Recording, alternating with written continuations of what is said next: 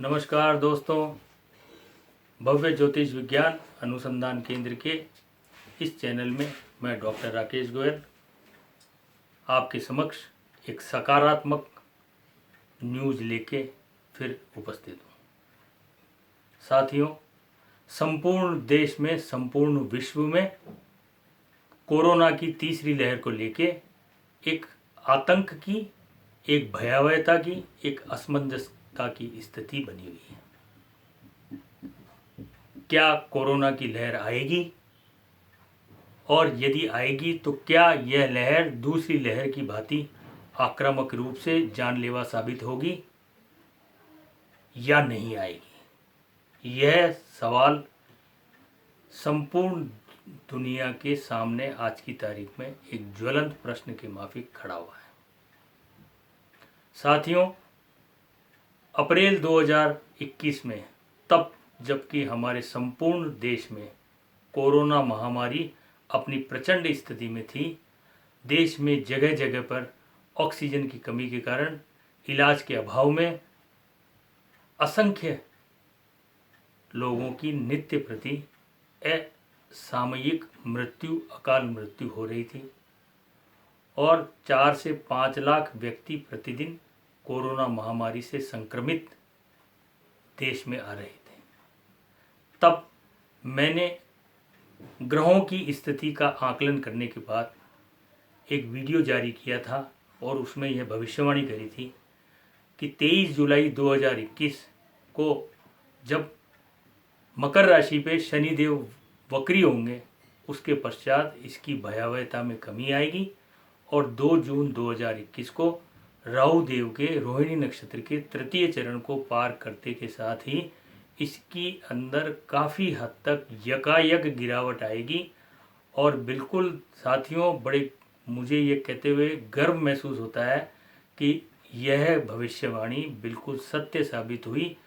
और 23 जुलाई से यकायक इस महामारी की संक्रामकता में, इसकी प्रचुरता में कमी आना प्रारंभ हुई और 2 जून के पश्चात संपूर्ण देश में ऑक्सीजन की कमी से मरने वाले व्यक्तियों की संख्या में आशातीत सुधार हुआ।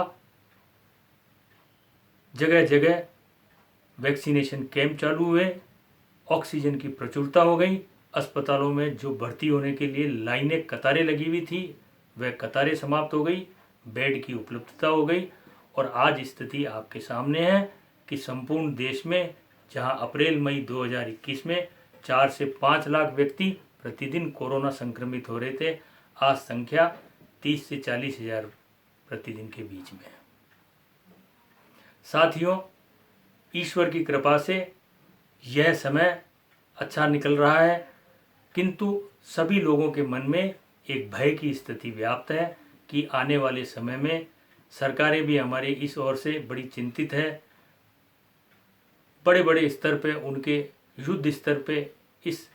आने वाली समस्या से निपटने के लिए योजनाएं बनाई जा रही है। पूरे हिंदुस्तान में जगह जगह पर भारी मात्रा में वैक्सीनेशन किया जा रहा है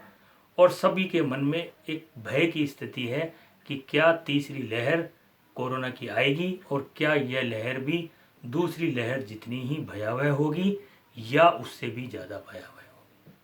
तो साथियों, मैं आप सभी को ग्रहों की स्थिति का आकलन करने के पश्चात यह निश्चित रूप से कह सकता हूं कि घबराने की कहीं भी जरूरत नहीं है। 14 सितंबर 2021 को बृहस्पति देव कुंभ राशि से वक्री अवस्था में मकर राशि में प्रवेश करेंगे।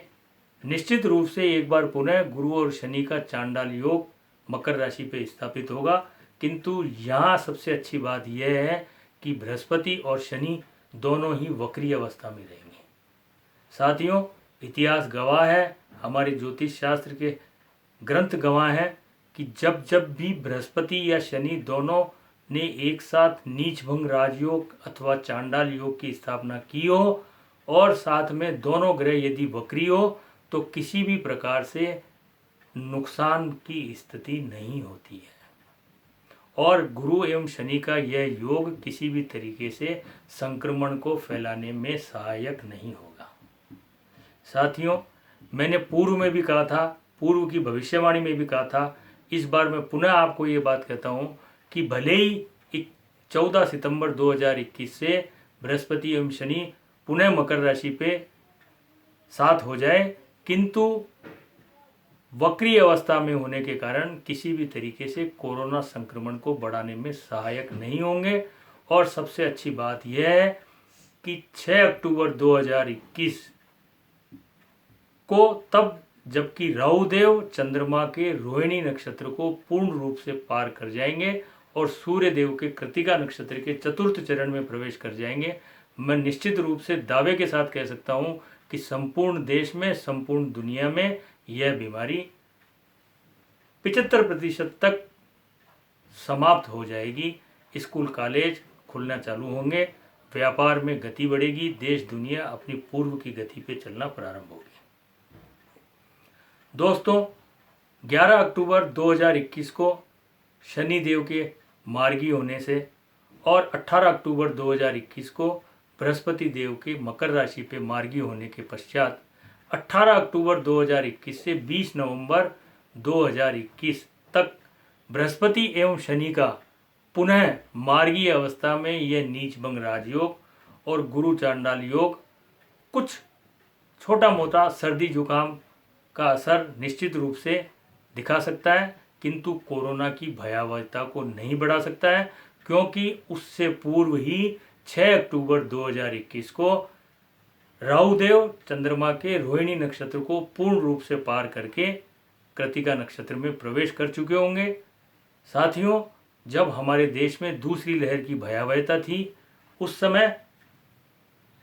राहुदेव चंद्रमा के रोहिणी नक्षत्र के तृतीय चरण पर गोचर कर रहे थे और शनिदेव चंद्रमा के ही श्रवण नक्षत्र के तृतीय चरण पर प्रवेश गोचर कर रहे थे और रोहिणी एवं श्रवण दोनों के ही तीसरे चरण के मालिक बुध देव हैं। चंद्रमा चूंकि एक बहुत नाजुक ग्रह है, चंद्रमा के राहु शनि एवं बुध तीनों ही परम शत्रु है। इन तीनों की संक्रामकता फैलाने के फलस्वरूप चंद्रदेव पूर्ण रूप से संक्रमित थे, इसलिए उस समय इस रोग की भयावहता थी, किंतु अब ऐसी स्थिति नहीं है। बुध किसी भी तरीके से चंद्रमा को संक्रमित नहीं कर रहे हैं। साथ ही शनिदेव का भी जो रोल है वह तीसरे चरण से प्राप्त हटके दूसरे चरण के भी अंत तक पहुंच चुका है और राहुदेव 6 अक्टूबर 2021 को पूर्ण रूप से इस रोहिणी नक्षत्र को पार कर जाएंगे, यानी कि चंद्रमा ये कह सकते हैं कि 75% संक्रमण से मुक्त हो जाएगा। साथियों, कोरोना हमारे देश में, इस दुनिया में कोई नई बीमारी नहीं है। यह एक सामान्य सर्दी जुकाम है, किंतु इसका बिगड़ा हुआ स्वरूप जो कि लंग्स तक, फेफड़ों तक पहुंच जाए, वह कोरोना महामारी का रूप धारण कर लेता है। इसलिए मैं आपको दावे के साथ में पुनः अप्रैल 2021 की भांति ही यह विश्वास दिला सकता हूँ, यह भविष्यवाणी कर सकता हूँ कि कोरोना की तीसरी लहर नहीं आएगी। 18 अक्टूबर 2021 से 20 नवंबर 2021 के मध्य में बहुत थोड़ा मामूली सर्दी जुकाम का असर जरूर रह सकता है, तो उसके पीछे चेंज ऑफ वेदर, मौसम का परिवर्तन, गुरु एवं शनि का मार्गी अवस्था में यह चांडाल योग और सर्दी ऋतु, शरद ऋतु का आना और ग्रीष्म ऋतु का जाना, ये सब भौगोलिक परिस्थितियों में बदलाव के फलस्वरूप छोटी मोटी मामूली सी स्थिति बिगड़ सकती है, लेकिन किसी भी प्रकार से कोई कैजुअल्टीज, किसी भी प्रकार से कोई कोरोना की भयावहता, किसी भी प्रकार से कोई कोरोना से मौतें इस देश में, इस दुनिया में होने का अनुमान नहीं लगाया जा सकता। इसलिए साथियों, मेरा आपसे निवेदन है कि सकारात्मकता बनाए रखें, किसी भी प्रकार से तीसरी लहर को लेके घबराएं नहीं, पॉजिटिव रहें, ईश्वर का ध्यान रखें और सरकार द्वारा निर्देशित नियमों का पूर्ण रूप से पालन करें।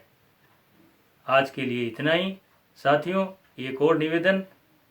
पूर्व की भांति आपको ये वीडियो यदि पसंद आए तो इसे लाइक करें, शेयर करें, सब्सक्राइब करें और अपने इष्ट मित्रों को भेजें, जिससे कि हम आपके लिए हमारी नई नई रिसर्च करके नई नई जानकारियाँ लाते रहें। धन्यवाद, नमस्कार, जय हिंद।